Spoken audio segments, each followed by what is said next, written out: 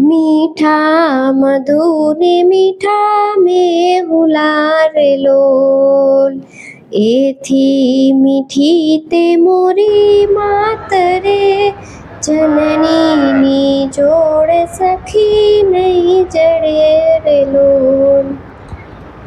કહેવત છે ને, માતે માં બીજા વગડા નવા. માં શબ્દ બોલતા જ કોઈ પણ ભાવ વિભોર થઈ જાય છે, પછી એ માણસની માં હોય કે પશુની માં હોય.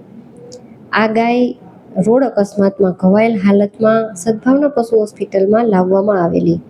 અમારી ટીમની ઉત્તમ સારવારને લીધે ગાય થોડા જ સમયમાં તંદુરસ્ત થઈ ગઈ.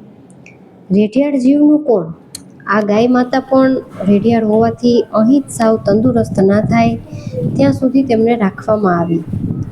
આ ગાય માતા ગાભણી હતી.